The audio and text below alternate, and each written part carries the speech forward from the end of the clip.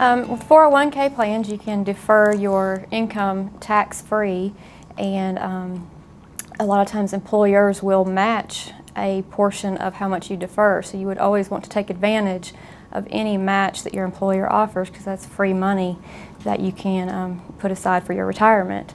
And then that money comes out to you as taxable one day when you do retire. And you can put up to $17,500 into your 401k each year. Some employers do also offer a Roth 401k option. In that situation, your income will go into it after tax and then come out tax-free when you retire. So depending on your income tax bracket, when you're deferring income and later on when you retire, the different options may work out better one way or the other for you. There are also options for self-employed individuals, which Dave will talk about the SEP and simple options. If you're self-employed or even have a small business and don't want to go the 401k route, there's several options that are really worthy of consideration.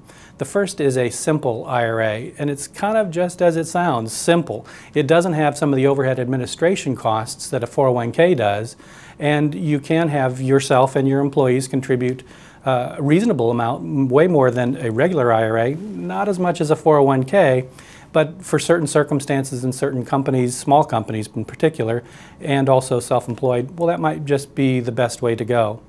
But probably the best opportunity for self-employeds is a simple IRA.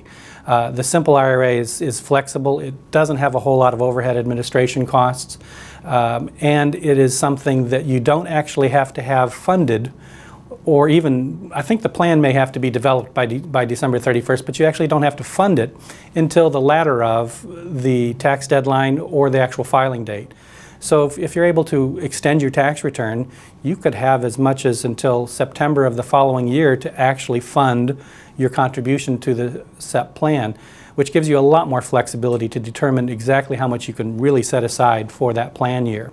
So I think that's really going to be something that a lot of people are going to want to take a good look at. And also, with all of these plans, what's really important is that you pay attention to your designated beneficiaries. Life happens. Lots of things happen in our life, and the designated beneficiary that we had from 20 years ago may not be who we intended to be when something happens. And so it's going to be really important for everybody to make sure they revisit their designated beneficiaries in any of these plans, because it's critical as to making sure that you have happen to your money, if you're not here to enjoy it, that those beneficiaries are those who you intend to have that. So I think that there's also several other plans that are more complicated, but some very interesting plans. One of them is a backdoor IRA.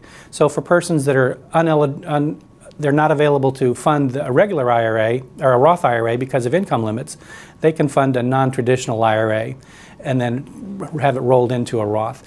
But those kind of plans, and all of these plans, should be revisited with your CRI business advisor and tax planner, who can help you navigate these plans and find that plan that's best suited for you and your needs.